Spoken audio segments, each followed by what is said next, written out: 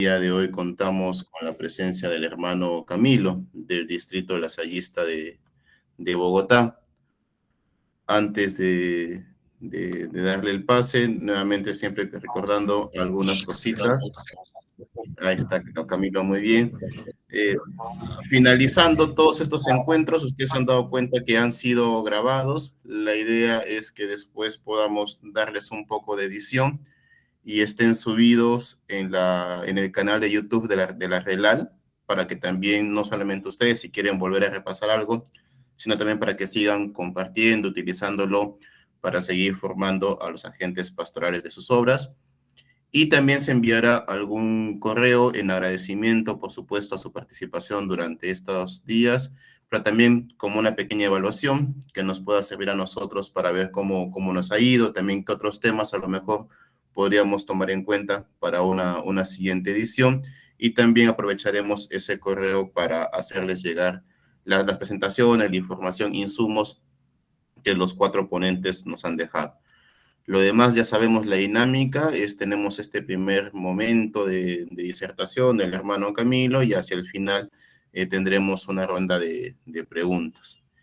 Y ahora sí, siempre confiados en esta presencia de Dios que nos acompaña y que también nos impulsa a ser cooperadores, ministros, embajadores de su gracia. Vamos a dar la bienvenida al hermano Camilo, que como lo comenté, él es del distrito lasallista de Bogotá, licenciado en Educación Religiosa por la Universidad de La Salle en su distrito y magíster en Estudios de Paz y Resolución de Conflictos por la Pontificia Universidad Javeriana. El hermano Camilo, a lo largo de su vida religiosa, ha desempeñado diversos ministerios en su distrito, tanto en el ámbito de la educación básica y media, en instituciones de los sectores oficial y privado, y también en procesos de formación de los hermanos.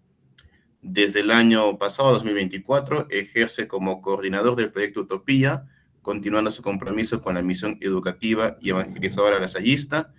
Este proyecto que también, si no me equivoco, va celebrando 15 años. Justo el día de hoy salió la noticia en la página web de la congregación para que también podamos estar informados. Y es ahí donde el hermano Camilo desempeña su ministerio.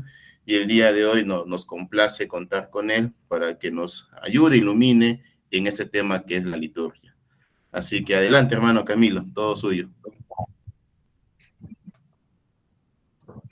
Bien, pues muy buenas tardes para todos y para todas. Un saludo pues muy fraterno y caluroso, porque Yopal, donde se encuentra el proyecto Utopía, es bastante caluroso. Estamos en pleno trópico y estamos en una zona casi de entrada a ese gran bioma amazónico que nos es tan querido a todos nosotros. Entonces, desde acá un saludo muy especial a cada uno de ustedes, queridos lasallistas, hermanos y demás miembros de la familia lasallista que están en América Latina. Qué bueno que estos espacios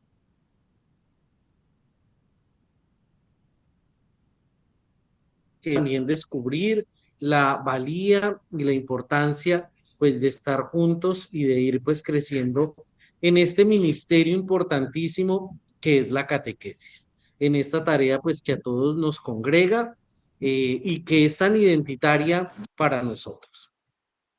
Me han pedido como compartir un tema que es bastante, pues como interesante, pero al mismo tiempo bastante amplio. Cuando me hicieron la invitación que acepté con gusto y de por sí, pues agradezco mucho a la red de evangelización y catequesis por invitarme, pues me planteaban un tema sumamente amplio que es el tema de la liturgia. Y pues bueno, seguramente cada uno de nosotros pues tiene ya en su mente eh, algo que tiene que ver justamente con la liturgia, ¿sí? Alguna noción, eh, o al menos una relación inmediata frente a lo que es la liturgia. Voy a pedirles que en este primer momento eh, podamos, a través del chat al menos, escribir esas palabras cortas con las que relacionamos liturgia. Sí, y yo voy a ir haciendo lectura de lo que vaya apareciendo en el chat.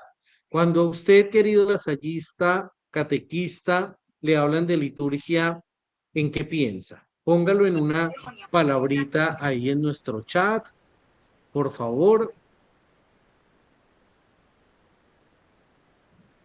Celebración aparece, ritual, misas, misa vuelve a aparecer también, celebración, fe, normas, encuentro con Dios, Eucaristía, comunidad, encuentro, pasos, interesante, estructura, vivenciar la fe, encuentro, culto, espiritualidad, revelación, ceremonias, comunidad, obra de Dios, celebración del encuentro con Dios, adorar a Dios, fe y compromiso, mensaje, prácticas y rituales. Pues démonos cuenta que, y ahí van siguiendo apareciendo estas ideas, seguramente de todo esto trata la liturgia, con todo esto tiene que ver. La liturgia es una de las tareas fundamentales de la iglesia. Desde ahí tendríamos que partir, queridos lasallistas. La liturgia es un acto de la iglesia, ¿sí? Es un acto de la iglesia. Ese es el primer punto que tenemos que tener claro, junto a otro de los actos, junto a los otros actos que caracterizan, pues digamos, también a la iglesia, que son la evangelización, la comunión y el servicio. ¿Sí? Entonces, evangelización, comunión, servicio y liturgia son esas cuatro tareas fundamentales de la iglesia. ¿Sí? ¿En qué consiste la evangelización? En el anuncio de Jesucristo, la comunión en esta configuración comunitaria, la vinculación de los miembros de la iglesia como pueblo de Dios. eh, Estábamos diciendo el servicio, ¿cierto? La diaconía, que es una tarea fundamental de la iglesia. La iglesia está para servir a otros, ¿cierto? Particularmente a quienes están en mayor necesidad. Y la liturgia, ¿sí? Entonces, la liturgia tiene que ver justamente con cada una de esas cuatro dimensiones. Esto es muy importante tenerlo presente porque porque en últimas se vincula también con la estructura general de la iglesia, ¿sí? Es decir, y con la base de nuestra fe. Esto tiene casi traducción con el catecismo de la iglesia.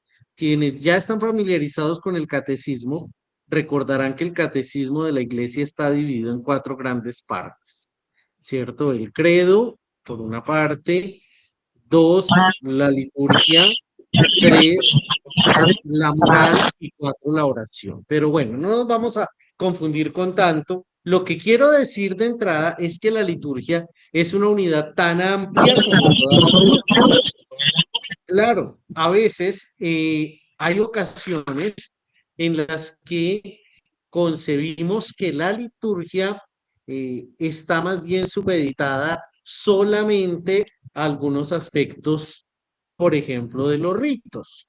Pero entonces no solamente con los ritos tiene que ver la liturgia. Lo que vamos a intentar hacer hoy es comprender un poquito qué es la liturgia, cómo se vincula la liturgia a nuestras propias dinámicas de catequesis y solamente porque es que había tanto de qué escoger, pues vamos a conversar un poquito en torno a los tiempos, pero de seguro que vamos a quedar con muchas otras inquietudes al respecto que seguramente después podremos abordar. ¿Me confirman si estamos viendo en este momento mi pantalla? Sí, ya creo que sí, ya la estamos viendo ahí. Entonces, lo primero que quiero mostrarles es esta primera diapositiva, Filmina, que nos está diciendo que la liturgia es la celebración de la fe y el impulso de nuestro compromiso. Sí, y quiero que partamos un poquito desde este punto de vista. La liturgia es en primer lugar celebración de la fe. Quiere decir que para que haya liturgia debe haber primero fe, ¿sí? Para que podamos entrar en este espíritu de la liturgia, debemos primero generar la fe. No es al contrario, ¿sí? No es la liturgia la que va a generar la fe, ¿sí? Si lo que hacemos es solo celebrar actos litúrgicos, entre comillas, pues no serán tan actos litúrgicos, serán actos rituales, ¿sí? Serán ritos, pero para que sean litúrgicos deben tener ese elemento de la fe. Y entonces eso es importante destacarlo. Algunos de ustedes escribían ahorita en las palabras ritos. ¿Los ritos son litúrgicos? Claro que son litúrgicos. Y es una palabra muy presente. Pero los ritos no son solamente litúrgicos. ¿Sí? Los ritos o los rituales, ¿cierto? Son pues acciones que frecuentan y que representan para nosotros un significado especial. ¿Sí? Un rito, por ejemplo, cotidiano, puede ser el rito, un rito muy colombiano, pero seguramente compartido en otros países, es tan pronto se levante uno, bueno, y hace uno, va listo a la cocina, se prepara su café y empieza su mañana. De tal manera que eso se volvió así, por lo menos como una costumbre diaria que le da sentido. Sí, hay gente que pasa con eso, ¿no? Y que dice, no, aquí en Colombia, no, no, no, ¿qué le pasó? No, no, no, hoy no puedo. Yo sin café no puedo. Sin mi café de la mañana no puedo. Pues ahí, ese es un rito. Hay otros ritos, por ejemplo, en el cuidado. Ah, bueno, qué bueno que en México también compartan el ritual. Seguramente en el Cono Sur nos hablarán más del mate que del café, pero por ahí va. Pero hay otros ritos que tienen que ver, por ejemplo, con el cuidado personal.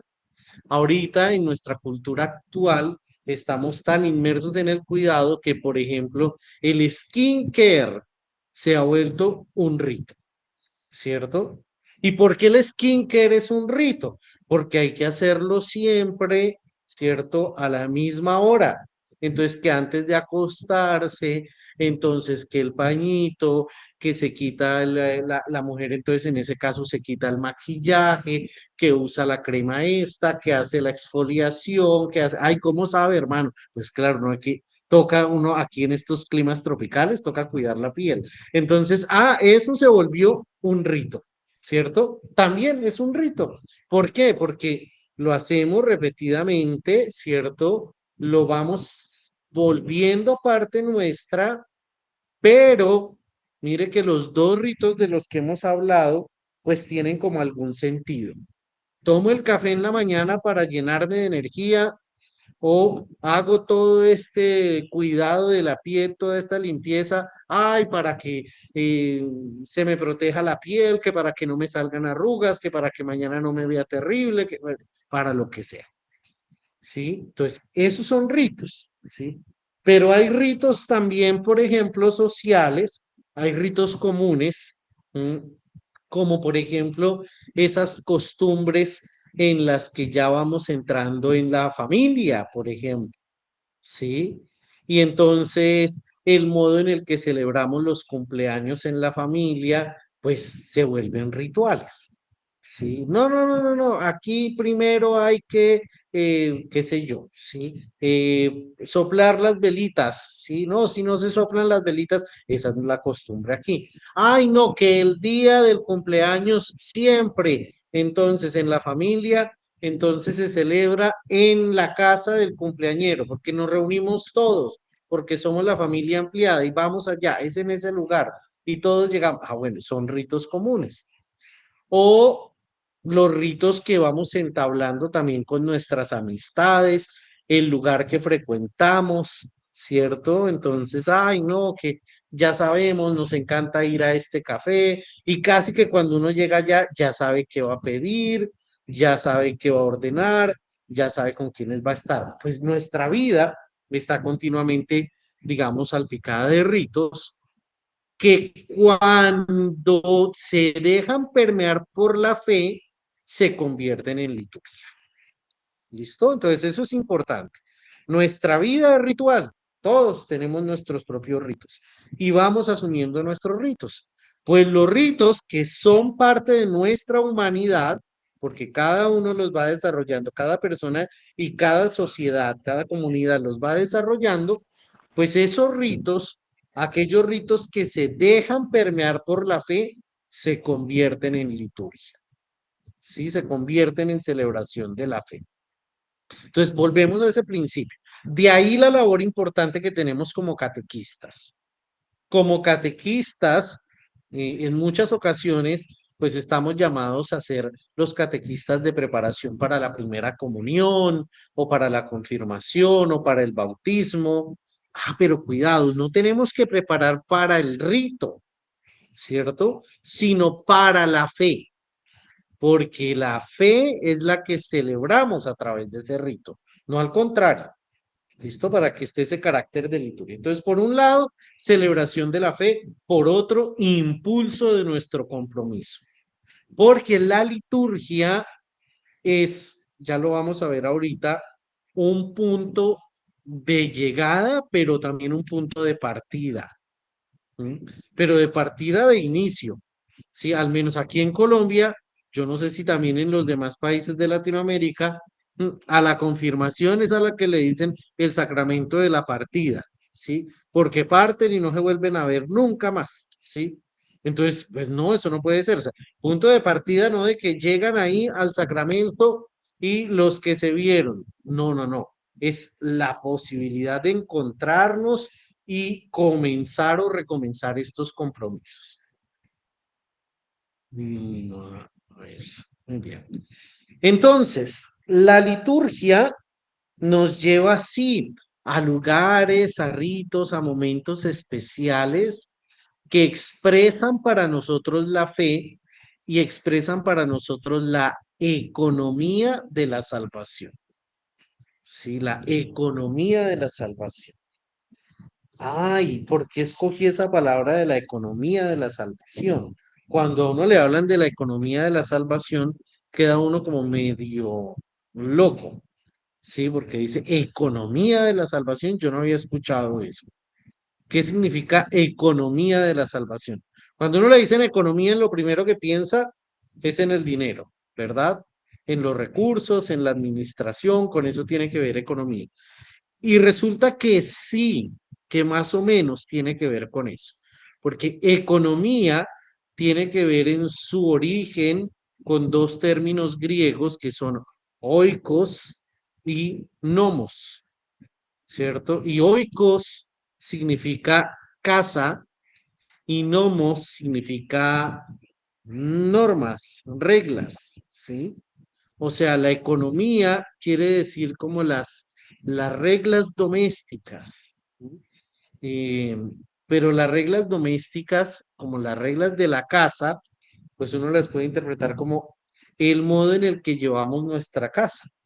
En todas nuestras casas hay normas, ¿cierto? En todas nuestras casas hay normas. Pues las de los hermanos también, sí, en las de los hermanos hay normas, pero también en las de cada uno de ustedes en sus familias hay normas, ¿sí? Aquí se llega a tal hora, ¿sí? Aquí se come o no se come en las habitaciones, eso depende de cada casa. Hay familias que dicen, no, señor, en la habitación no se lleva la comida, no, es acá, ¿sí? Ah, bueno, es en el comedor. Hay casas en las que dicen, ah, bueno, sí. Pues resulta que entonces, cuando estamos hablando de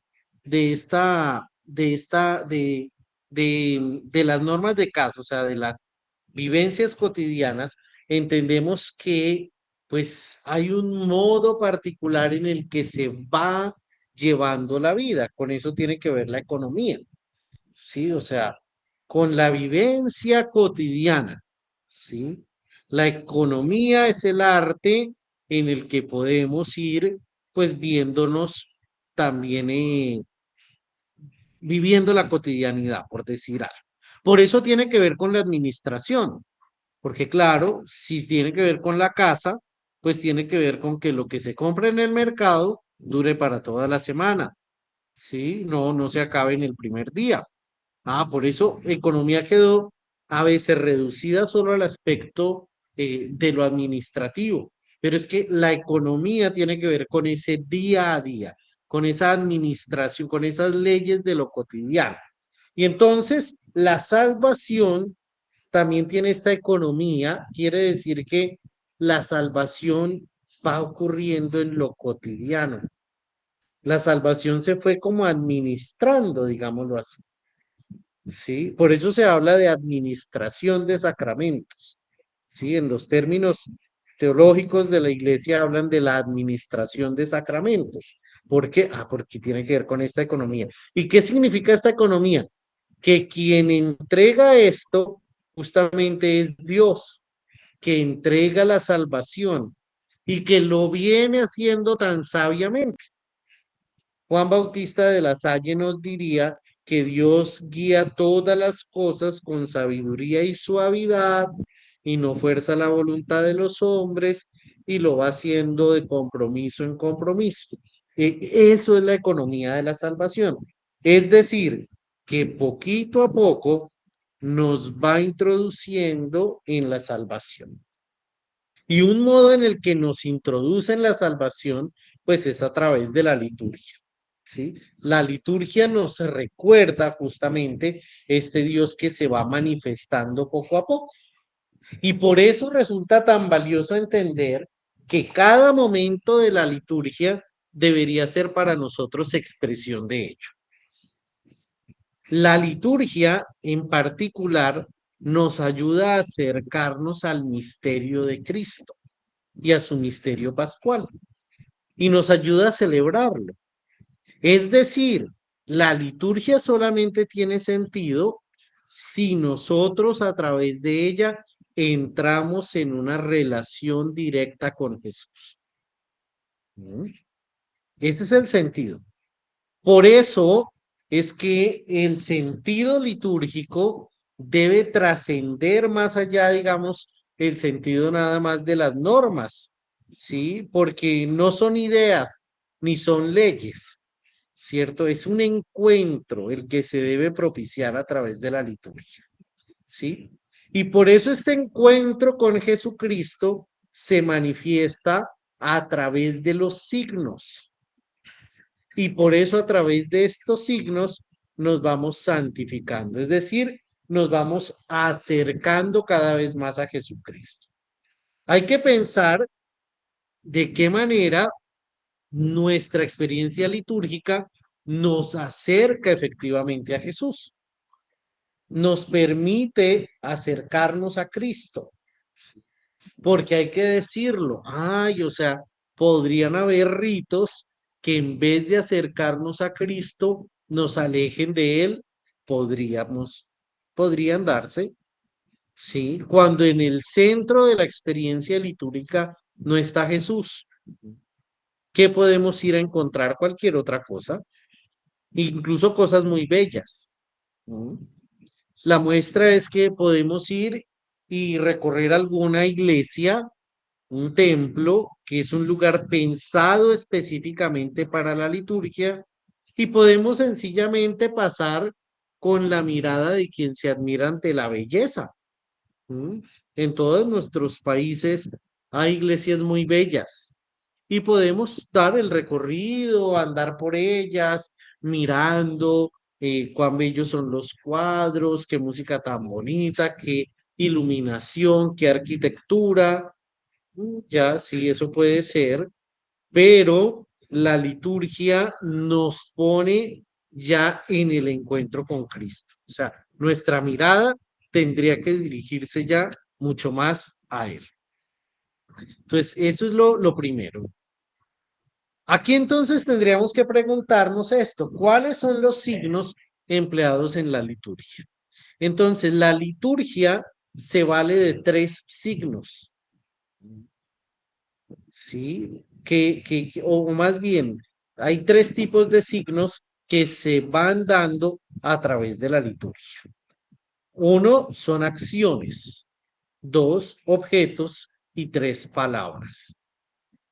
A través de los signos empleados nos acercamos a este misterio de Jesucristo y lo hacemos presente. Es decir, las acciones, los objetos y las palabras nos expresan una realidad de encuentro con Jesús. ¿Mm? Nos expresan ese ideal de santificación. Acciones. Entonces, pongámonos en este momento en la memoria frente a nuestra propia experiencia litúrgica y recordemos, por ejemplo, qué acción litúrgica tenemos presente. ¿Cuál puede ser una acción que esté presente en la liturgia? El que quiera escribirla o contarla, ¿cuál puede ser una acción de la liturgia? Cantar, el incienso. Vea, sí, vámonos con la primera, cantar. Sí, esa me encantó, cantar. ¿A ustedes les gusta cantar? Cantar es una acción, claro que sí. ¿Y qué es lo que quiere decir? Pues cantar, es decir, cuando cantamos en la liturgia, este canto tiene que llevarnos a expresar auténticamente nuestro encuentro con Jesús. ¿Mm? Porque si no, se nos puede convertir en, pues, ir a un concierto, ¿sí? Y un concierto de música sacra no es un acto litúrgico. Así estén cantando Pane, Lingua, Sacramentum y yo no sé qué cosas, ¿sí? Lo que nos hace vivir la experiencia del cantar es el hecho de que este cantar me ponga en relación con el Señor, me permita acercarme a su misterio, ¿sí? Entonces, las acciones, esa es una acción litúrgica. La misma acción de hablar, ¿cierto? Pero hay acciones también que se dan a lo largo de la liturgia. Hay una que es muy significativa y es la imposición de las manos. ¿Mm? Ese es un acto litúrgico, ¿sí? Y tiene que ser un acto litúrgico porque de lo contrario, pues no tiene sentido. Cuando en la liturgia imponemos las manos sobre otras personas, eh, pues estamos queriendo no solo simbolizar, sino hacer realmente presente la fuerza de Dios que acompaña a una persona.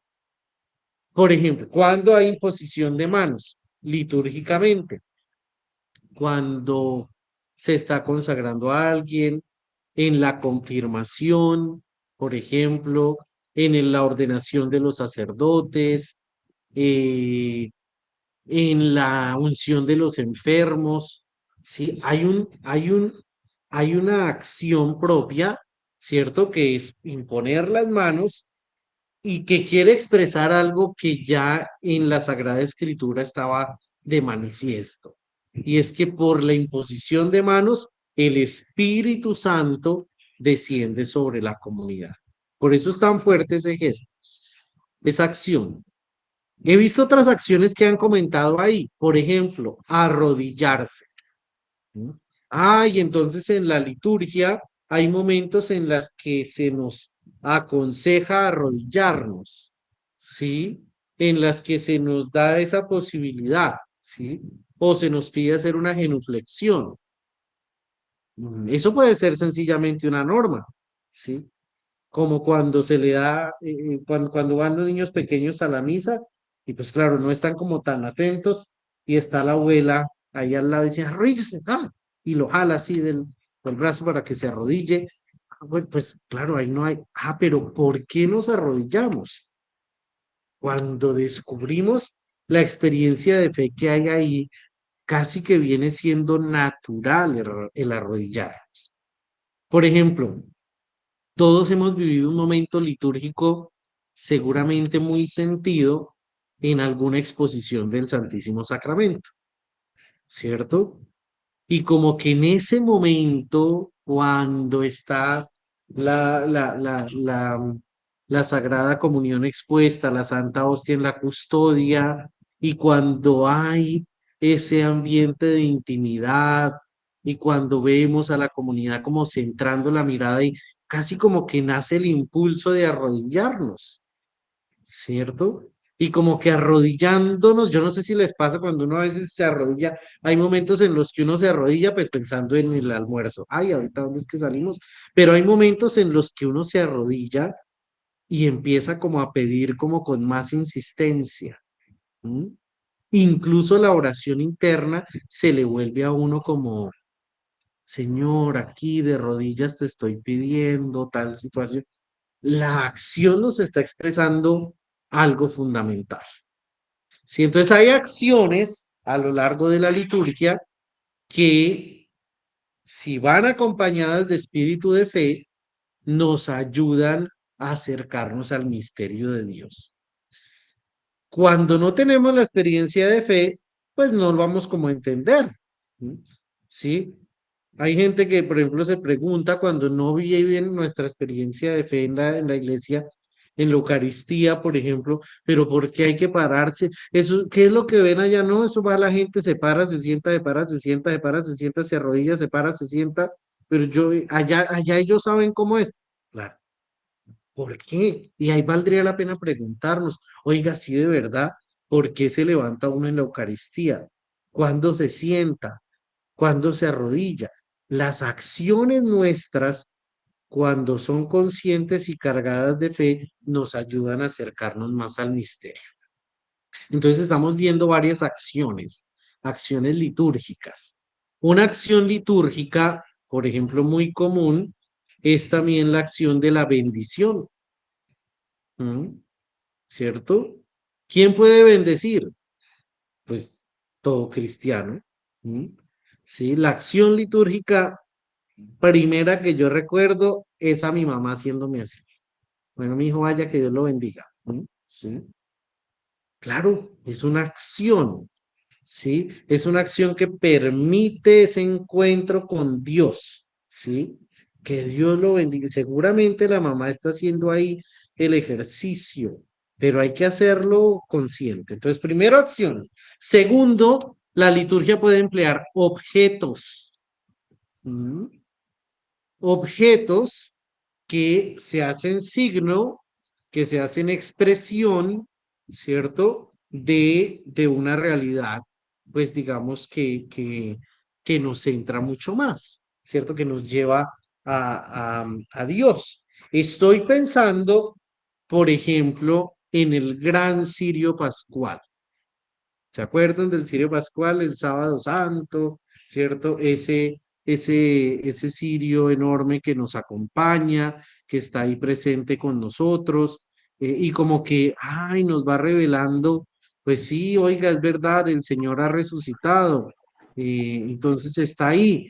Y entonces ese cirio pascual, como que tiene esa fuerza tan enorme de recordarnos a Cristo presente. ¿Y por qué es tan significativo el Cirio Pascual? A mí me encanta la vigilia pascual, ¿no? Porque está todo oscuras y la luz va entrando y va cambiando el escenario. Y si usted recuerda, en la vigilia pascual no basta el cirio, sino además al cirio le incrustan unos granitos de incienso que significan las llagas. Bueno, eso hay un significado enorme.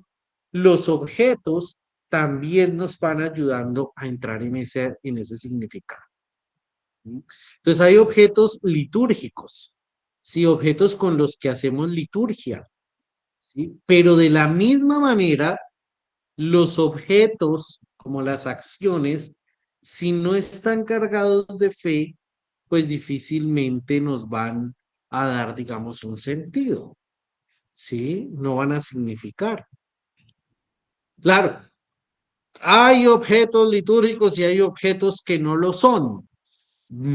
Sí, y no, ¿cierto? Claro, hay unos objetos que son de la liturgia, digamos, todavía más solemne, ¿cierto? De lo que está ahí. Algunos veo que aquí hay unos grandes expertos en liturgia, hablan de procesional, del evangeliario, ¿cierto? De la cruz, del incensario, ya, que saben que en las ofrendas se presenta el cáliz, el copón y las vinajeras, pero podría haber otros objetos que inicialmente no parezcan litúrgicos. pero que podamos hacer litúrgicos. Por ejemplo, de pronto en algunas de nuestras escuelas vemos eso con mucha claridad en la procesión de ofrendas. ¿Qué dice la normativa de la liturgia? Que se presenta pan y vino, no más. Pero entonces yo veo que en varios de nuestros colegios te ofrecemos, señor, este balón de fútbol, en el que ofrecemos, y uno dice, "¿Y un balón de fútbol se puede hacer litúrgico?" Mm, Bueno, seguramente. Mm, pero, ¿qué tendría que pasar ahí? Pues una auténtica experiencia de fe, ¿cierto? Tendrían que pasar justamente para ayudarnos a comprender que también esa economía de salvación pasa a través de ahí. No vamos a volver con eso al balón de baloncesto, le vamos a hacer un altar, ¿cierto? Pues no, no va a ser justamente ahí, ni vamos a dejar aquí y todo lo vamos a volver aquí en todo reliquia, ¿sí? Te ofrecemos, Señor, este balón para que gane la selección en las próximo mundial. No, pues eso no tiene sentido, ¿cierto? Ahí estamos haciendo como ritos mágicos. Pero cuando ese balón está expresando, quizás un espacio significativo en el que el grupo de estudiantes le está ofreciendo lo mejor de ellos al Señor, pues ahí podemos hacer, ¿sí? En la iglesia tenemos que ir descubriendo también cómo estos objetos de la liturgia pues van expresando toda esta realidad. ¿Cuáles fueron los objetos que tomó Jesús para hacer sus liturgias? Pan, pescado y vino. O sea, pues lo que tenía ahí a la mano. ¿Mm? Yo creo que si Jesús hubiera estado seguramente aquí en Colombia, nos estaría, nos habría dado, qué sé yo, ¿sí? Café y arepas, de pronto, ¿cierto? Porque ¿qué fue lo que hizo Jesús con el pan y el vino? Darnos a conocer ese misterio de su entrega a través de lo más cotidiano, de lo que se compartía continuamente, ¿sí? Y lo hace, claro, tomados de la mano del Señor, le da un carácter sumamente sagrado. Entonces, ¿de qué manera también nosotros podemos descubrir esa dimensión litúrgica de nuestra vida? Es decir, poder aprovechar la experiencia de nuestra cotidianidad para elevarla a la experiencia de Dios. Y eso no significa necesariamente llevarlo solamente a la misa, ¿m? Sino propiciar experiencias litúrgicas en las que un objeto, un lugar, un espacio pueda ser consagrado. En algunas de nuestras universidades, por ejemplo, empieza a darse esa necesidad del espacio de la meditación, del espacio interior. Mire, la gente va descubriendo que hay que reservar o hay que darle también un sentido profundo a un objeto, a un lugar. Entonces, acciones, objetos y palabras. Es el tercero o es la tercera de nuestras signos empleados en la liturgia. Las palabras. Las palabras en la liturgia son claves. Y tanto las palabras como, si les digo otra cosa, los silencios. ¿Mm? Las palabras y los silencios resultan importantísimos y claves para poder entender también este dinamismo. Entonces, las palabras, como la palabra del saludo de paz, la paz sea contigo, eso tiene un sentido enorme. ¿Sí? Cuando entendemos el aleluya, cuando entendemos el amén, ¿cierto? Cuando entendemos que la oración del Padre Nuestro nos hace repetir las mismas palabras que Jesús enseñó a los discípulos, nos vincula a la experiencia. Lo mismo, si las palabras no van cargadas de fe, pues esto no, pues mucho sentido no tiene, ¿sí? Un acto litúrgico sencillo en algunas de nuestras familias es el rezo del rosario. El rezo del rosario le dirá mucho a quien carga esas palabras con ese sentido profundo de encuentro con el Señor, de poder acceder también, digamos, a esta experiencia de la intercesión de María. Pero pues para el que no dirá, no, pero yo qué hago ahí, eso es una repetidera. Ah, claro, es que lo que te va a dar sentido a la liturgia no es ni la acción, ni el objeto, ni la palabra en sí, sino la experiencia de fe que va justamente allí en este momento. Entonces, por ahí lo veía en uno de los comentarios, alguien lo había escrito, Compendio del Catecismo nos resume de una u otra forma también una nota que el Concilio Vaticano II declaró sobre la liturgia. Y es que nos recordó que la liturgia es la cumbre a la que tiende la acción de la Iglesia y al mismo tiempo la fuente de donde emana su fuerza vital. Y esto es una cosa muy valiosa. Si ustedes ven ahí la imagen que puse la imagen de Pentecostés. ¿Mm? Y puse Pentecostés porque creo que en ese sentido, Pentecostés se parece o es, digamos, esta expresión plena de la liturgia. ¿Por qué? Porque evidentemente espíritu de fe había en Pentecostés, eso nos es claro. Segundo, en Pentecostés hay una comunidad. ¿Mm? Es la iglesia. La liturgia no es un acto personal nunca. La liturgia es un acto comunitario, comunitario. Ay, pero entonces cuando yo rezo a solas, claro, yo rezo a solas, pero como dice por ahí un canto, en comunión, ¿sí? Con los ángeles y con los santos y con todo cristiano que está orando, pues en el mundo en ese momento. Y tercero, vea, la liturgia favorece, permite el encuentro de Dios y su pueblo. En este caso, Pentecostés es la plenitud, el espíritu que se hace pues presente y llega y se le entrega a María y a los apóstoles reunidos en ese día. Pentecostés es la cumbre. ¿Mm? Tanto que recuerden que celebramos Pentecostés hace como 15 días más o menos, y Pentecostés es la cumbre, la finalización del tiempo pascual. Es como, o sea, la resurrección ya es, mejor dicho, lo máximo. Y como para completar, si me permiten la expresión, la cereza del pastel, Pentecostés. Sí, o sea, ¿qué más? ¿Mm? Después de resurrección y de Pentecostés, ¿qué más? O sea, la cumbre, lo máximo, hacia donde llega todo, ¿sí? En la liturgia debería ser o es el lugar en el que mayormente puedo favorecer el encuentro con Dios. ¿Mm? Y estoy diciendo algo que nos está diciendo la teología, que nos lo dice la tradición de la iglesia, que tendría que hacernos preguntar si nosotros favorecemos esto en la realidad. Si en primer lugar nosotros vivimos la liturgia como la cumbre, como el máximo espacio de encuentro con Dios que tenemos en nuestra vida, o si se nos ha vuelto una rutina, como, ay, no, pues bueno, esto toca hacerlo, esto, o si sí, para mí es esa cumbre, ese máximo punto de encuentro.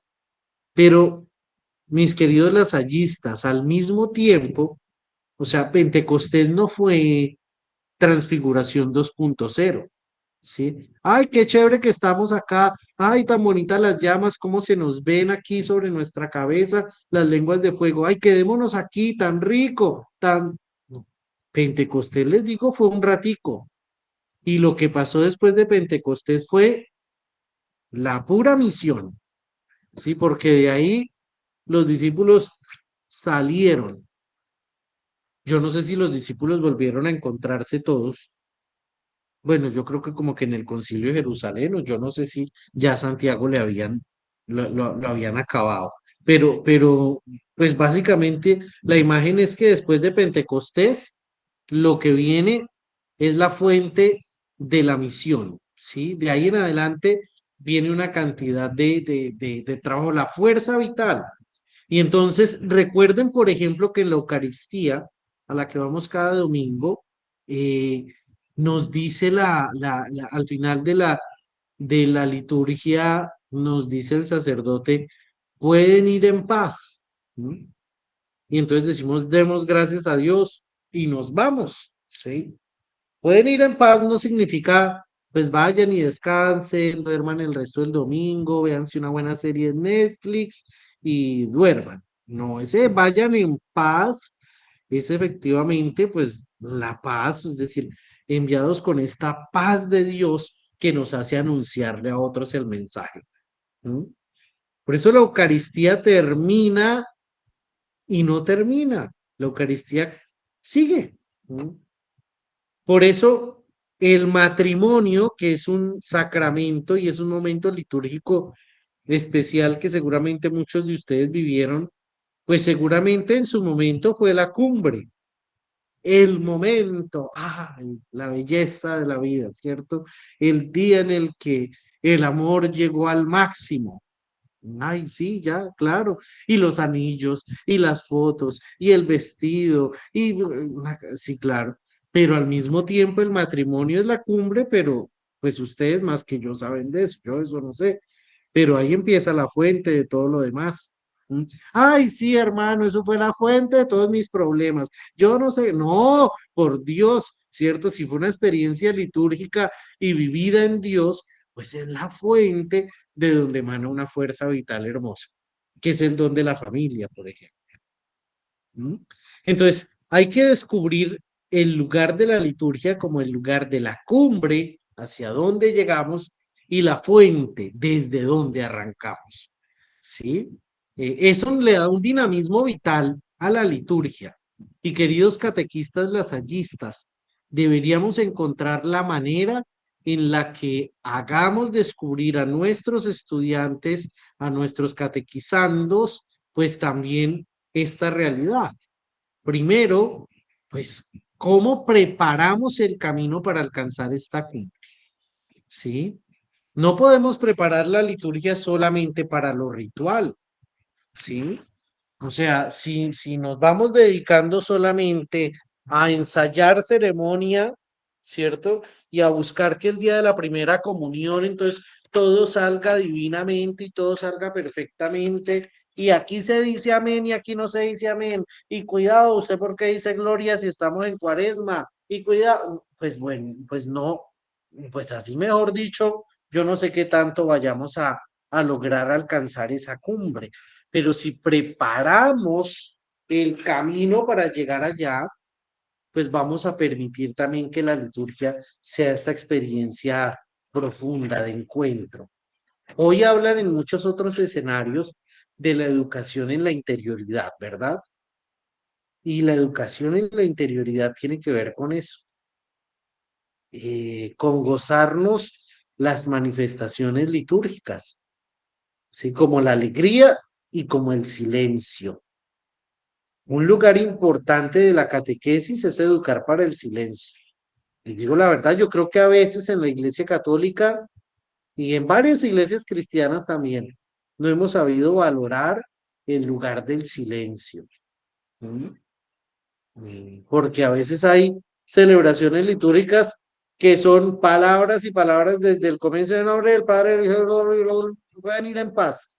No se cayó ni un segundo. Dice uno, y entonces, ¿en qué momento vivimos esta experiencia? Catequistas, tendríamos que enseñarle a nuestros niños y a nuestros jóvenes el valor del silencio, ¿Mm? Pero también el valor de la palabra, de la oración. ¿Mm? Nuestras catequesis deberían tener también un momento significativo en los que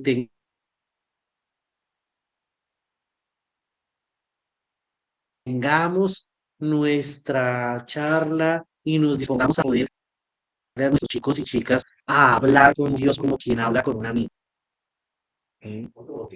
A decir una palabra de ánimo, ¿cierto? A poder decir también con las propias palabras lo que queremos ofrecer al Señor. Y así de ese modo participando podamos alcanzar esa cumbre, ¿sí? Claro, los padres de la iglesia hablaban de la mistagogía también, es decir, la liturgia no se explica solo con las normas, se explica acompañando cada momentico y casi que explicando un sentido. Miren, este año tuvimos una experiencia muy bonita acá en Utopía. Para el que no conozca Utopía, Utopía es una experiencia de formación universitaria en la que traemos jóvenes campesinos de todo Colombia, especialmente de zonas muy pobres, y los formamos como ingenieros, agrónomos. Em, Y bueno, varios de ellos son católicos y pues como están en las zonas más alejadas de la ruralidad, a veces ni la iglesia ha podido llegar allá a hacer presencia continuamente. Entonces tuvimos una experiencia maravillosa de, bueno, ¿quiénes desean la catequesis? Yo. Pues eso hubo aquí casos de chicos universitarios que quisieron hacer todo su camino de la iniciación cristiana. Bautismo, primera comunión y confirmación. Y de paso, pues su primera confesión, obviamente.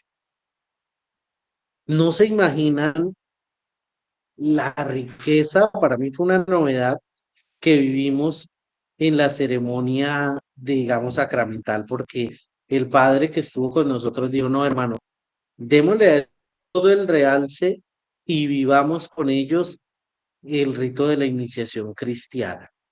Una cantidad de momentos tan explicaditos paso a paso, pero paso a paso, que yo veía, a estos fueron 7 chicos los que se prepararon, pero lo vivieron tan conscientemente, yo decía, así debería ser la preparación de todos nosotros. Y pasó una cosa anecdótica. Recuerden que cuando se va a bautizar, se pide el consentimiento, ¿sí? Nadie puede ser bautizado a la fuerza, ¿sí? Eso le quita sentido al bautismo, ¿sí? O sea, si fuera así, entonces no, que pasen un avión con agua bendita y riegue los pueblos y ya queda todo el mundo bautizado. Eso no se podría hacer así. Requiere el consentimiento.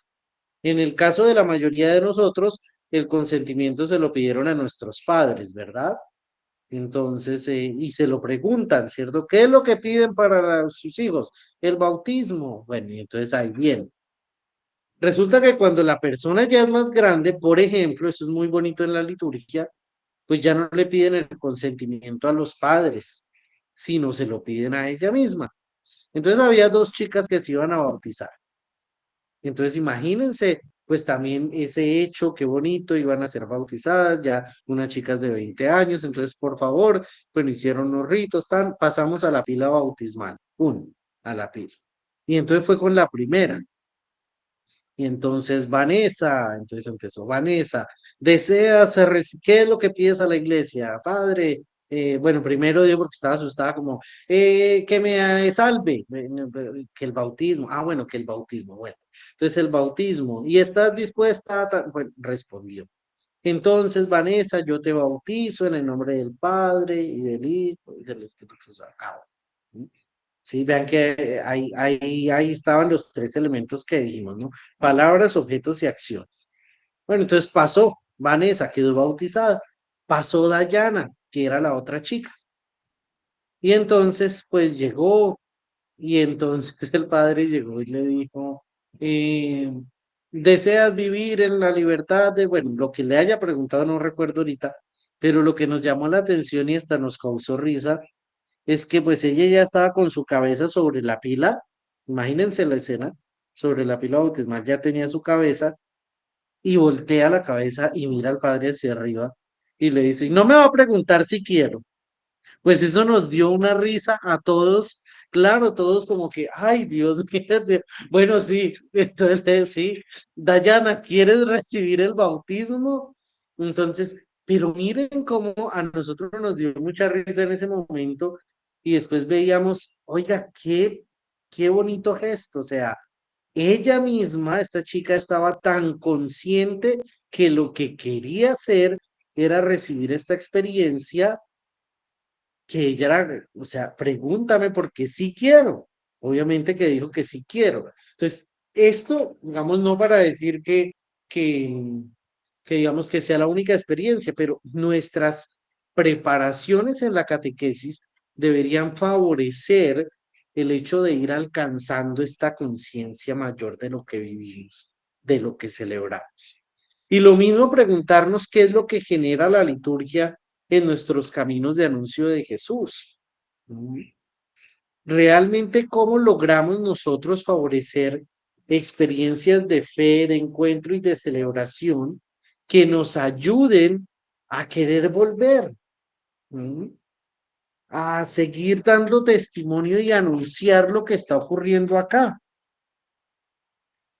El Papa Benedicto XVI decía que la iglesia efectivamente no crece por proselitismo, sino por atracción. ¿Qué quiere decir eso? Que no es convenciendo a otros de que venga a la iglesia, venga a la iglesia, venga a la iglesia que van a venir, sino cuando ven una experiencia tan atrayente y tan significativa, es que van a decir, uy, yo de eso tengo que saber, con eso yo tengo que ver. Entonces, ¿qué no es liturgia? ¿Mm? Pues liturgia no es un espectáculo sagrado. ¿Mm? Y aquí hay como dos tentaciones, entre comillas.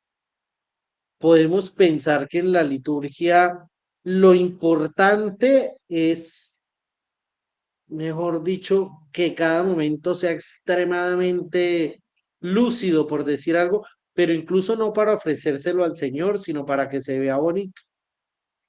No, la liturgia no es un espectáculo sagrado. ¿Sí? Dios no necesita de nuestros espectáculos para ser alabado. ¿Sí? Dios se honra con la palabra más sencilla, por ejemplo. ¿Sí? Entonces, no podemos pensar que lo que hace algo litúrgico, lo que es la liturgia, es un gran espectáculo, mejor dicho, sin el que no. Como tampoco el otro extremo de volver entonces la liturgia ahí, como cualquier show y meterle cuanta innovación queramos para hacerla divertida. La liturgia no es un espectáculo sagrado, es una celebración interior. La liturgia no es un cumplimiento legal de ritos. ¿Sí? No, no se trata solo de que es que la liturgia es esto, así, así, así, así, sí, que si no se dice esto, no, es que ya, a ver, sí, la liturgia no es una acumulación de condiciones y de requisitos, sí, no es un cumplimiento, así nada más estricto, no, no, no, sí, la liturgia es una experiencia que nos va iluminando y nos va guiando. Pero tampoco la liturgia es un culto privado en el que cada uno mira, cada uno organiza y cada uno ve cómo hace su propia celebración. No, porque la liturgia es una celebración comunitaria de la fe y del encuentro con Dios. ¿Mm? Eso es importante tenerlo presente. Es importante descubrir eso en nuestra mirada sobre la liturgia. Sobre todo porque la liturgia nos debe llevar a celebrar la vida. La vida entera es litúrgica. Eso que no se nos olvide. La liturgia no son momenticos del día, ¿sí? O son instantes de la semana. No, la liturgia es la vida entera. ¿Sí? Si no, nuestras liturgias, si las condensamos solo a la misa o a la celebración o al bautismo se nos vuelve una vida hipócrita y desconectada. La liturgia es vital. Les estoy poniendo en la foto un gesto litúrgico precioso que viven en Roma. El día de Pentecostés, en una de las iglesias de Roma, en el Panteón, que era un templo griego que después hicieron iglesia, ese día simbolizan la venida del Espíritu Santo que por eso es como de color rojo, por el fuego y el Pentecostés, haciendo este gesto hermosísimo, y es que a través de ese gran boquete que ven en el techo, que siempre está abierto, empiezan a lanzar una cantidad inmensa de pétalos de rosas, que está simbolizando la venida del Espíritu. ¿Ustedes se imaginan cuál será la sensación de estar ahí? ¿Sí? Ah, está cargada de un rito enorme. No está atada a la celebración de tal o de cual sacramento, pero es un acto profundamente litúrgico, porque nos invita sin duda alguna a mirar hacia lo alto, a observar la belleza, a mirar la vida. La liturgia tiene que ser ante todo vital, es decir, tendrá que ver con la vida. Nuestras liturgias tienen que tener este empuje propio, ¿sí? Este empuje enorme de traer a nuestra vida una experiencia que nos llena de gozo, de fraternidad y de amor, porque en la liturgia todos participan, ¿sí? Todos. La liturgia no es tarea de unos, ¿sí? Y en esto la Iglesia nos ha invitado muchísimo después del Concilio Vaticano II. No vamos a oír misa. Ay, es que a mí me gusta ir a la misa en tal parroquia porque el padre hace tan bonita la misa. No, la liturgia no es la tarea de él, nada más. O sea, claro, el sacerdote participa con el pueblo de Dios en una obra que es de Dios. Es decir, que cuando digas, ay, esta misa tan aburrida, en vez de señalar al padre que pudo tener la responsabilidad, es que es el padre, pues tendremos que pensar en nuestra propia actitud. ¿Con qué actitud vine yo a la liturgia? ¿Qué venía buscando? ¿Sí? Y claro, también, no quiero decir, pues los sacerdotes también tendrán que revisar este escenario, pero como creo que aquí en el auditorio mío hoy no hay sacerdotes, sino estamos hermanos, hermanas y laicos, tendríamos que revisarnos en primer lugar nosotros mismos y entender que en la liturgia participamos todos. El concilio llama a esto la actuosa participatio, ¿sí? La participación activa, ¿sí? Cada momento de la misa, por ejemplo, tiene algo por lo que nosotros debemos estar presentes. Pero entonces, para ver eso, la liturgia debe estar insertada en la realidad y relacionarse con ella. ¿Mm? Si no la insertamos en la realidad, pues la liturgia deja de tener sentido y significado. ¿Mm? Y una cosa que la iglesia ha sabido hacer muy sabiamente a lo largo de sus 2000 años es entender que esta liturgia va adaptando las formas también de cada pueblo y de cada momento de la historia. Hemos celebrado durante 2000 años la Cena del Señor, totalmente. Y cada vez que vamos a una celebración eucarística, nos vinculamos exactamente al mismo momento del Jueves Santo, pero estoy completamente seguro que lo que hicieron el Jueves Santo es distinto a lo que estamos haciendo hoy, o a la misa del siglo IV, o a la misa del siglo XII, o a la misa del siglo XIII. Pero el sentido profundo sigue siendo el mismo. Es decir, en cada celebración de estas, Jesucristo se nos está entregando a nosotros y a los del siglo III y a los del XIV y a los de la última cena. ¿Van cambiando las formas? Claro, van cambiando las formas porque se insertan en la realidad, se relacionan con ella.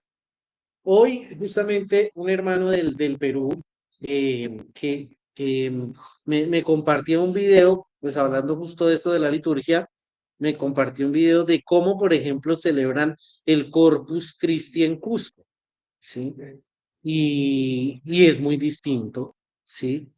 Es muy distinto. Les dejo ahí la inquietud para que busquen después por YouTube o TikTok o por donde quieran el Corpus Christi de Cusco. Una cosa maravillosa, salen los santos de las iglesias, peregrinan a la catedral y allá sale un gran monumento del Santísimo Sacramento. Ah, bueno, eso es una experiencia maravillosa.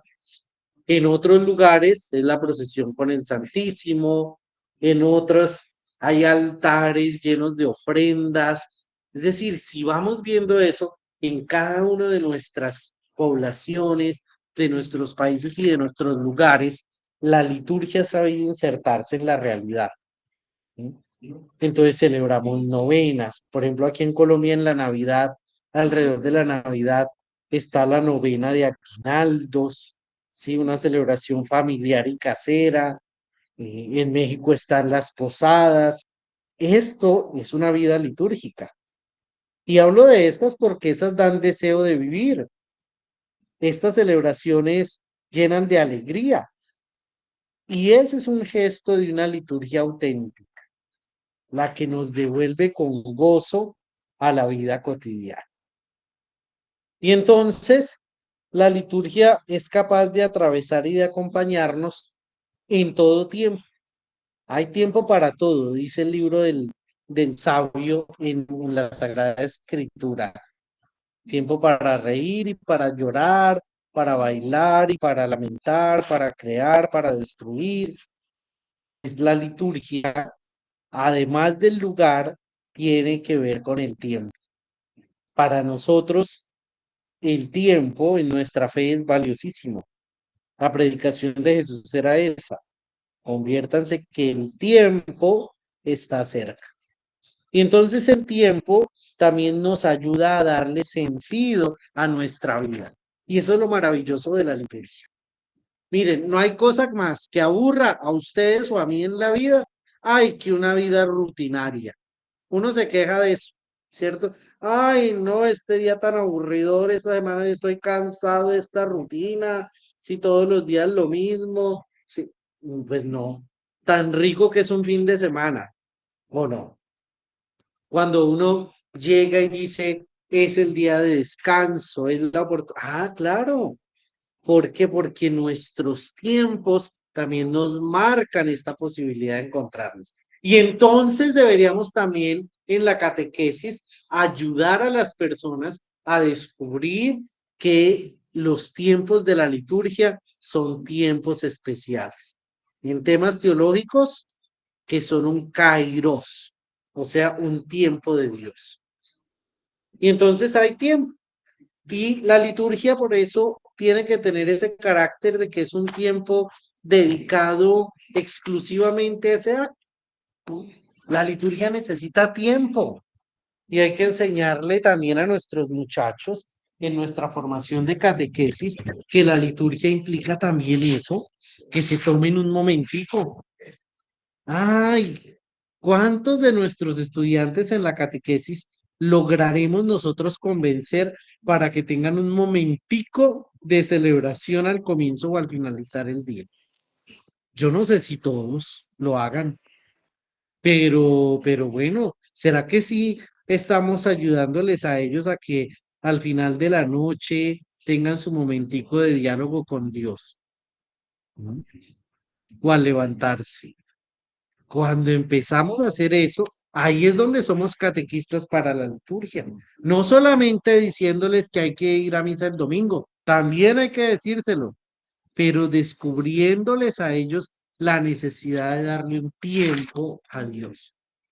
Y por eso para nosotros en la iglesia, pues el tiempo va marcando muchos temas. Por eso el domingo es para nosotros tan central, porque el domingo es una oportunidad de celebrar ese misterio de la salvación. Y es el domingo porque es el día en que Jesús resucitó. Cada domingo debería ser para nosotros ocasión de inmensa alegría. Y aquí yo recuerdo que la liturgia, en mi caso, yo siempre comparto eso. Mi experiencia con la misa del domingo siempre me recuerda a mi papá y a mi mamá. Y le digo la verdad, yo creo que no tanto por la misa al comienzo, sino porque mi hermano menor y yo sabíamos exactamente que después de la misa venía el helado. Eso era sin falta. ¿Mm? Eso era sin falta. Y entonces, bueno, eso significa que descubrimos esa dimensión de que este es el día especial, ¿sí? Este es el día maravilloso. ¿Cómo hacemos para rescatar el domingo? ¿Se han dado cuenta que el mundo de hoy nos ha quitado los domingos? Sí, o sea, los domingos, porque claro, estamos en un mundo tan ajetreado y tan movido que los domingos, uff, los domingos ya son para hacer nada. Y hay domingos que dice uno, no, yo este domingo quiero estar tumbado en mi cama viendo Netflix y nada más. Y que me traigan un domicilio y se me acabó.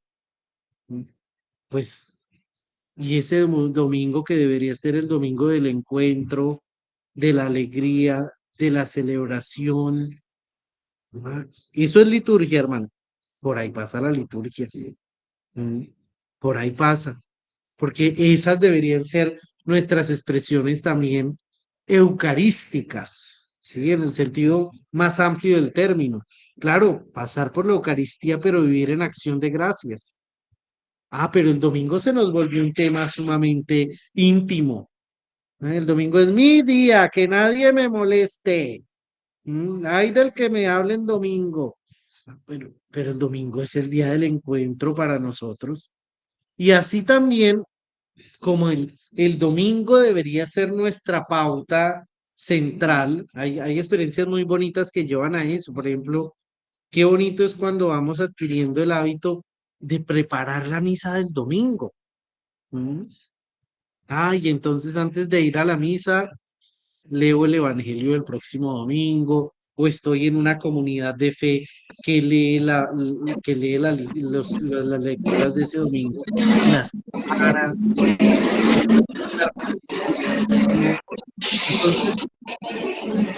Entonces, entonces esa experiencia de preparar el domingo nos ayuda y nos puede ir impulsando toda la semana. ¿De qué manera la misa del domingo se me vuelve a mí también un recordatorio y un compromiso para esta semana? Vivir en clave de domingo, como dijo por ahí alguna de ustedes en el chat, que cada día debería ser un domingo en nuestro corazón. Qué bonita expresión, ¿sí? Qué bonita expresión. ¿Sí? Hay una canción secular muy bonita que les recomiendo que escuchen de Diego Torres, este cantautor argentino, que se llama Hoy es domingo. Me parece que se llama Hoy es domingo. Y es súper bonita, ¿sí? Incluso dice que el domingo se va a misa, pero también habla de que en el domingo no tiene cita con nadie, no tiene cita con el reloj, es la cosa, ¿sí? Y que le gusta el domingo porque es estar de nuevo en casa, habla estoy aquí mirando la letra, que nadie rompa este momento, es día de celebración, hay que brindar por la alegría. Mire, destapa un vino en la cocina, un buen asado espera en el carbón. Aunque tengamos mil problemas, hoy descansamos de las penas alimentando al corazón. Se llama Hoy es domingo, para que la escuchen después y hagamos de ese domingo. Pues así como el domingo jalona nuestra semana, también nuestro año es jalonado litúrgicamente, especialmente por dos misterios grandes que la inspiran, la Pascua y la Encarnación. Esos son los dos grandes misterios que nos mueven en el año, ¿sí? Y que incluyen dos grandes como temporadas, ¿sí? Cuando no estamos en esas temporadas, estamos llevados por este ritmo habitual del domingo, ¿sí? Entonces, esos dos ya lo sabemos, son la Pascua y la Navidad. Y esos dos grandes ciclos tienen unas preparaciones respectivas, la Cuaresma y el Adviento. Entonces el ciclo de Navidad nos invita a mirar que la palabra se hizo carne y habitó entre nosotros. Aquí solo vamos a recordar esto porque habría mucho más que decir de liturgia, pero como el tema es el tiempo es tan cortico, pues estamos solo revisando esto. Pero este ciclo es hermoso porque nos recuerda que Dios está con nosotros, que ha venido a estar con nosotros. y que lo más sencillo lo volvió pues sagrado. Entonces, está el adviento que nos invita a preparar la venida del Señor en un periodo de 4 semanas, con dos periodos distintos. Hay uno primero que va hasta el 16 de diciembre, que nos invita a pensar en cuando el Señor venga a nuestro encuentro. Ujú. Y el segundo, en los días inmediatos a la Navidad, ¿sí? Que ya vemos esos relatos previos de la infancia de Jesús. Ahí resuena esa invocación de ven, Señor Jesús. Es un tiempo de esperanza, de alegría. Ahí estamos viendo la corona de Adviento. O sea, habría tanto que decir de esto. Mejor dicho, todos deberíamos hacer un curso de liturgia, porque es tan rica y tan enorme esta experiencia que, mejor dicho, nos puede ayudar a seguir adelante y a comprender muchos sentidos.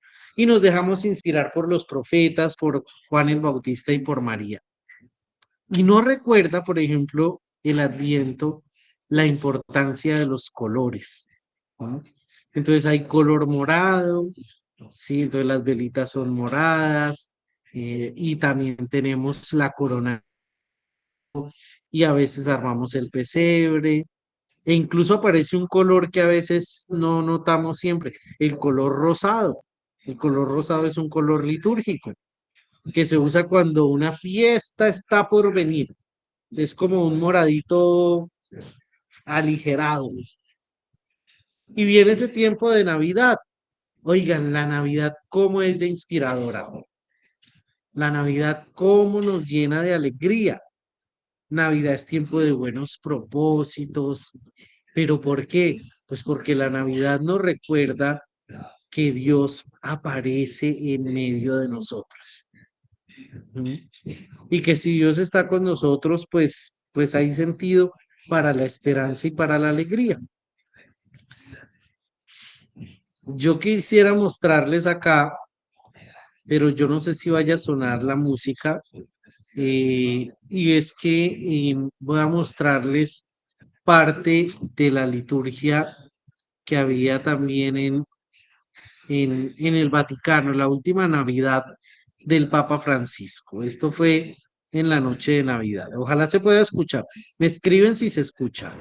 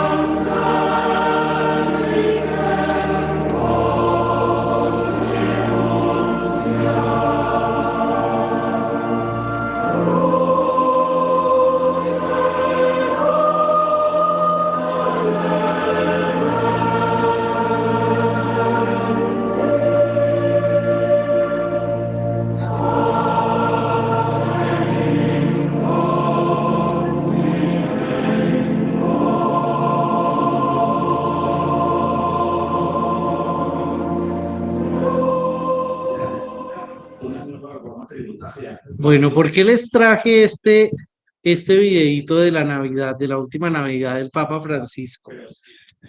Ay, porque creo que yo no sé si les pasa, pero la Navidad expresa como con tanta realidad el sentido profundo de la liturgia.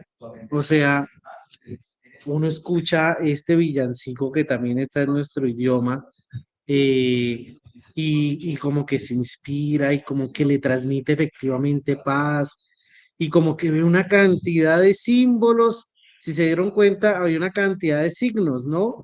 Había gestos, había palabras y había objetos, ¿sí?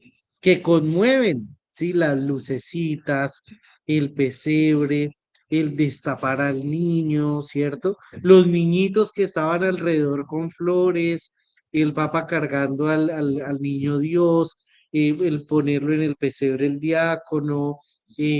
Bueno, todos estos signos nos recuerdan esa capacidad propia de saber glorificar a Dios. Entonces puse eso porque la Navidad es un ejemplo enorme y la Navidad también es un ejemplo de liturgia como debería vivirse, porque la Navidad nos invade por todo lado.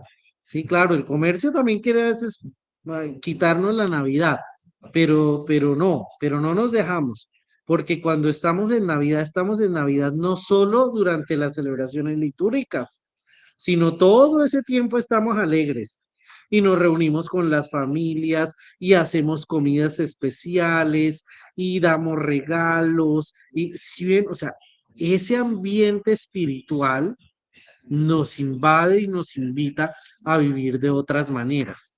Claro, tenemos que tener cuidado para que, como lo dije al comienzo, eso esté permeado de espíritu de fe, porque si no hay fe, estamos viviendo pues solamente un conjunto ahí de ritos y de tradiciones. Y el otro gran ciclo es el ciclo de Pascua, que acabamos hace poco. Ahí compartimos que Cristo ha resucitado y que Cristo no solo vino, sino que se quedó, que vive, que está con nosotros. Entonces, este ciclo tiene también su tiempo de preparación, que es la cuaresma, este tiempo de conversión, de penitencia, de reconciliación, que dura 40 días y que inicia el miércoles de ceniza. Con este gesto de las cenizas tan simbólico, ¿sí? Creo que ese es uno de los días más cargados de símbolo en la liturgia de la iglesia y que nos prepara justamente para poder hacer un camino de fe auténtica. En la iglesia antigua, la cuaresma era el tiempo en el que los que se iban a bautizar entraban en un periodo de preparación intensa para vivir a profundidad su fe. Ya no lo es tanto, pero se convierte casi que para nosotros en un tiempo en el que recobremos nuestra identidad de cristianos para vivirla con la más profunda intensidad. Y esa cuaresma nos prepara para vivir el triduo pascual, para vivir este acto central de fe en el que proclamamos lo más importante de nuestra fe, que Cristo venció la muerte y que Cristo lo vence todo, que Cristo vence y que Cristo triunfa. O sea, es la fiesta de la victoria, de la alegría. Y por eso esta celebración pascual se extiende por 50 días y como lo decíamos hace un rato, la vigilia pascual es otro de esos grandes ritos que deberíamos estudiar, de esas grandes liturgias que deberíamos estudiar y conocer, porque tiene una cantidad de símbolos. Esta fue la vigilia pascual también del Vaticano de este año.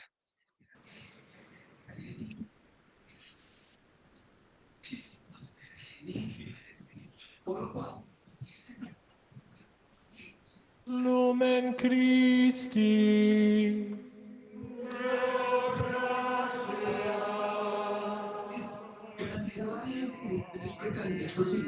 Lecture du livre de la Genèse. Lettura del libro dell'Exodo. Leitura do livro de Isaías.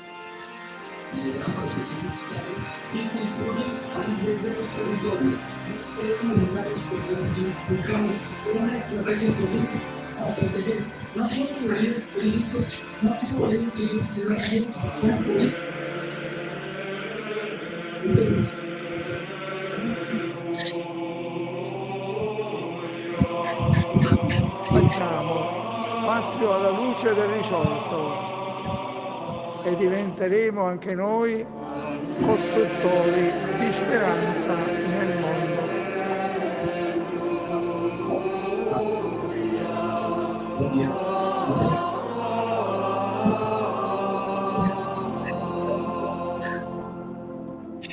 Alta visita peregrina.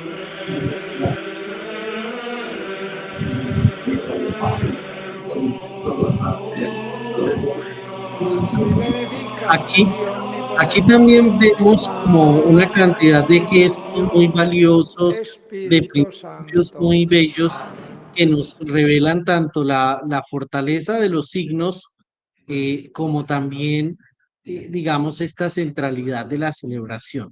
He puesto estos dos ejemplos porque nos pueden revelar el poder enorme que tiene una liturgia vivida a profundidad. ¿Sí? Nos desea hacer conocer más, nos invita a vivir con más profundidad, pues estos misterios de nuestra fe. ¿Qué tendríamos que hacer nosotros? Pues hacernos estas preguntas. ¿Cómo es que estamos celebrando nuestras propias liturgias? ¿Cómo podemos animar nuestra propia experiencia litúrgica comunitaria desde el rol que tenemos? ¿Qué es lo que descubro como riqueza de la vida litúrgica de mi comunidad en mi propia experiencia como catequista? ¿Y cómo puedo enriquecerla? En nuestras manos está también el hecho de que esta vivencia de la liturgia crezca en sentido, en profundidad y nos ayude justamente a entender también allí pues un llamado profundo a encontrarnos con el Señor.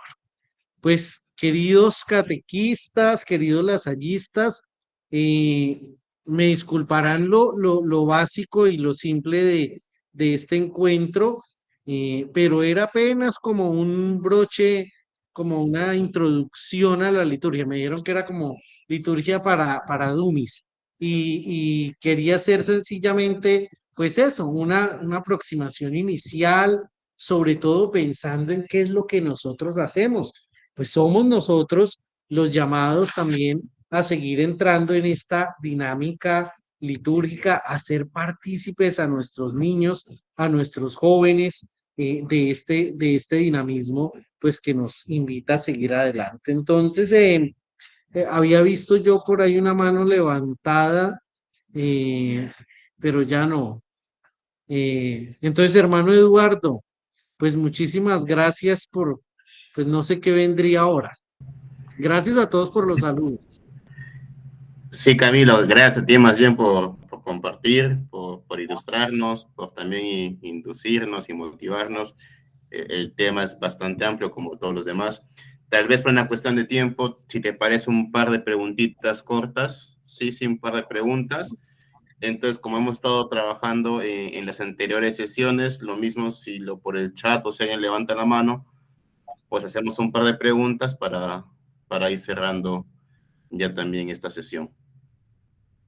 De acuerdo, entonces si hay preguntas o comentarios o ecos que alguien diga, ay, esto.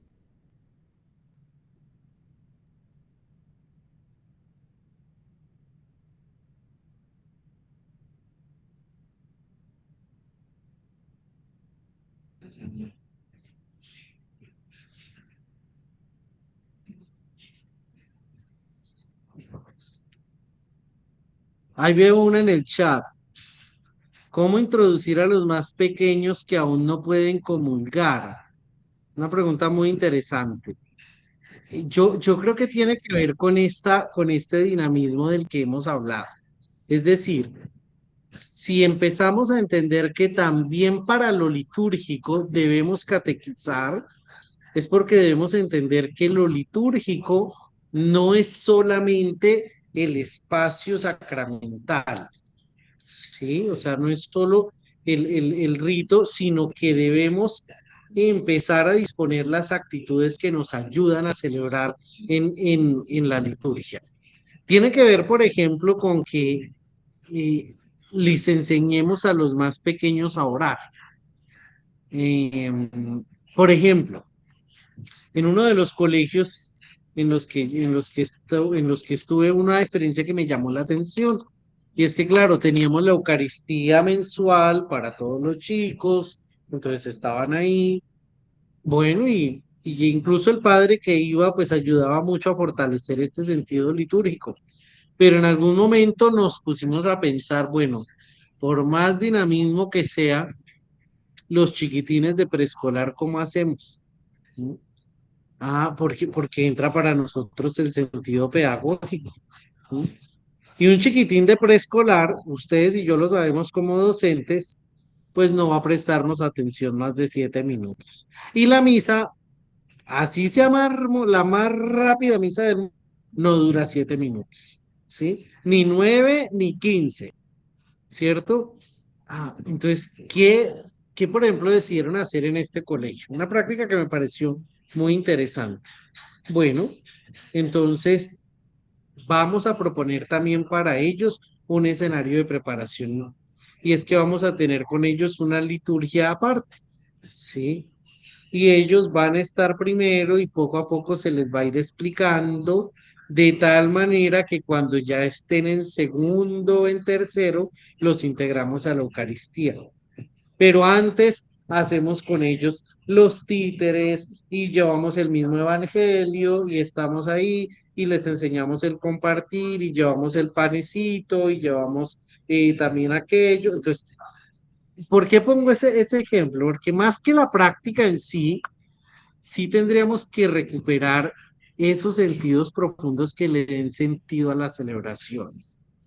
Porque también uno de los grandes problemas que descubrimos en nuestros colegios es, pues todo el mundo está en misa, pero ¿quién dice amén? ¿Mm?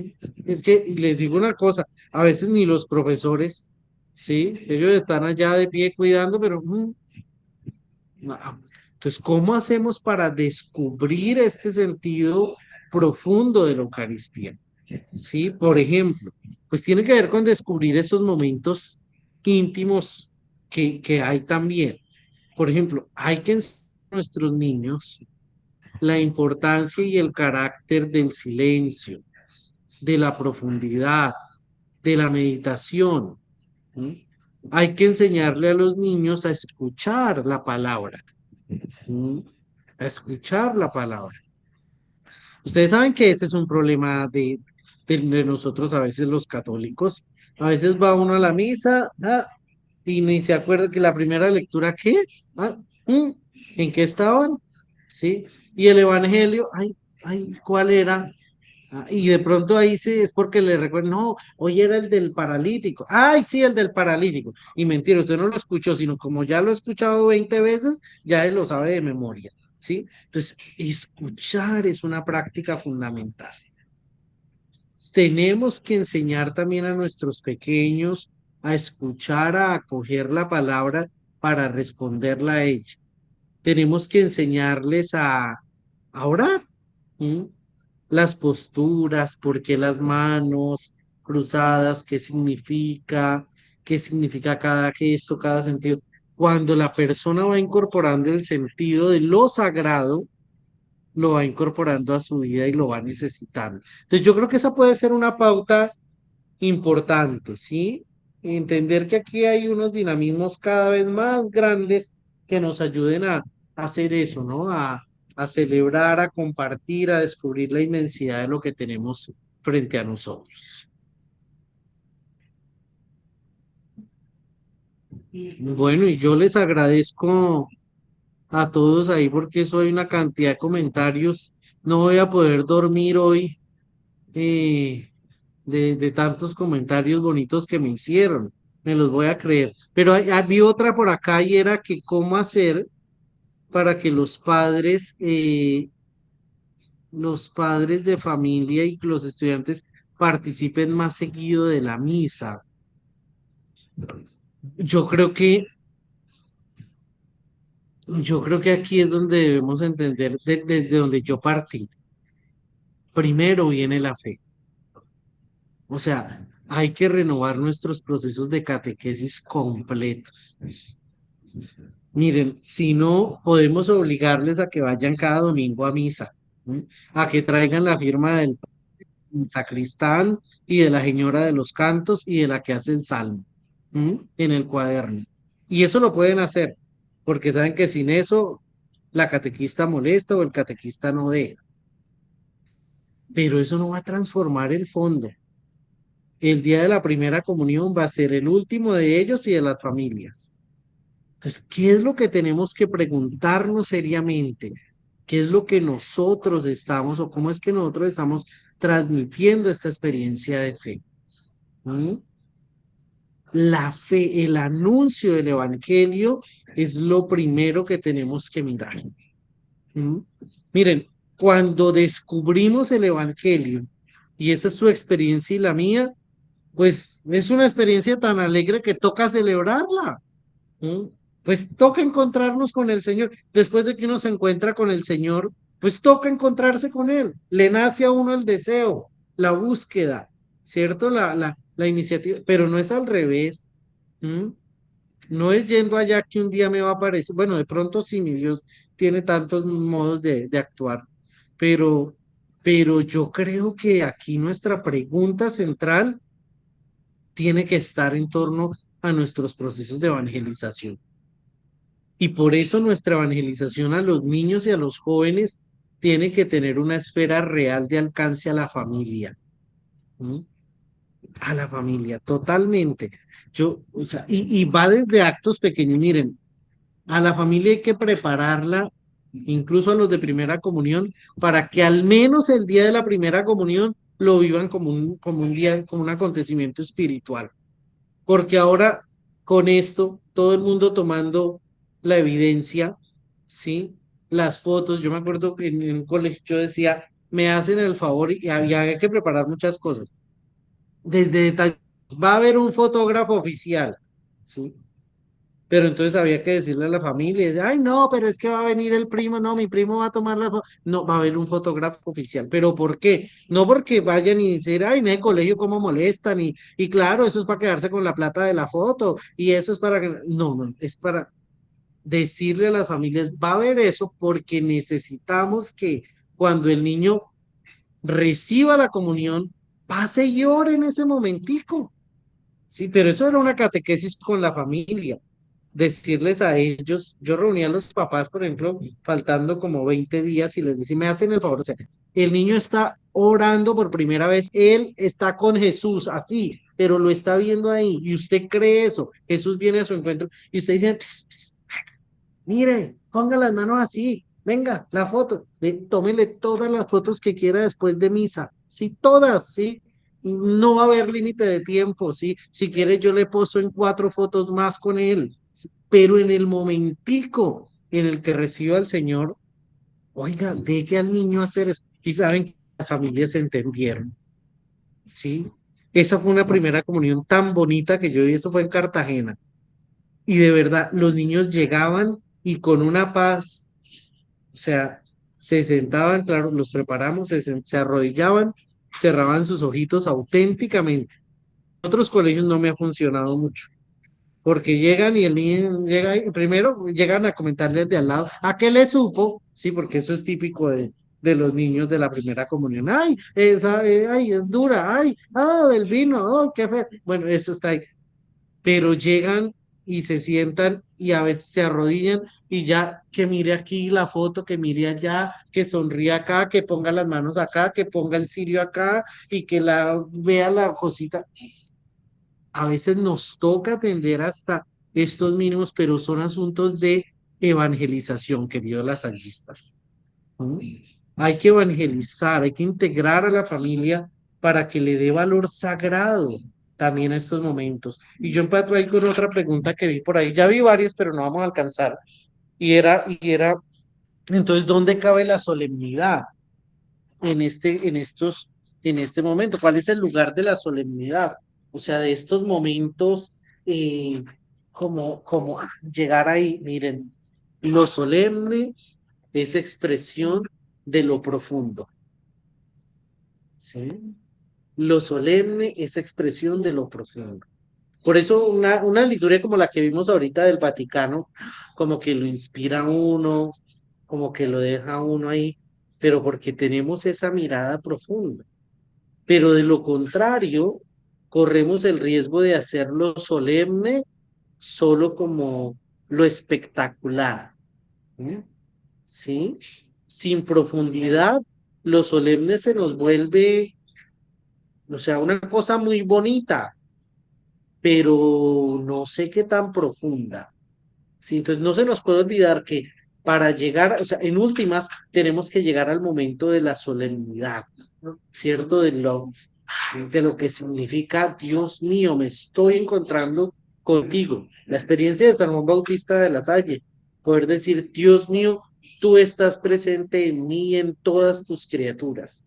Llegar a eso solo conmueve a uno, pero para alcanzar esa solemnidad debemos alcanzar primero la profundidad del encuentro. De ahí va a brotar. Bueno, yo intenté responder, hay 2 preguntas, quedaron otras, pero ya toca para el año entrante.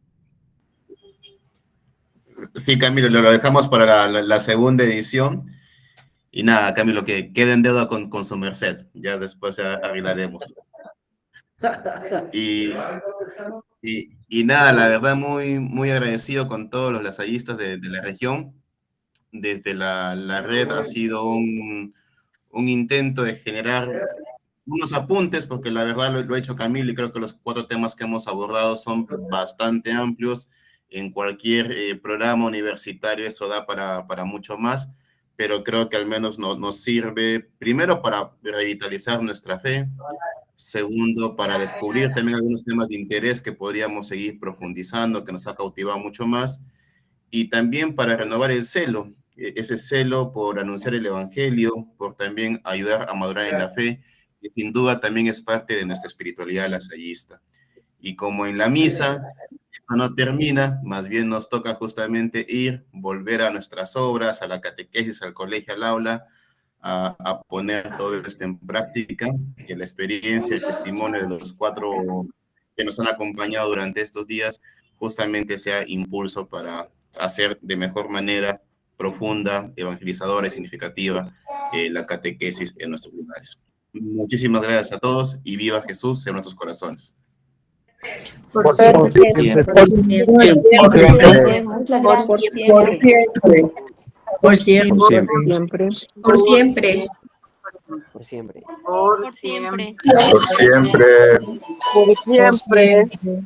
Por siempre. Por siempre. Por siempre. Por siempre. Por siempre. Por siempre. Por siempre.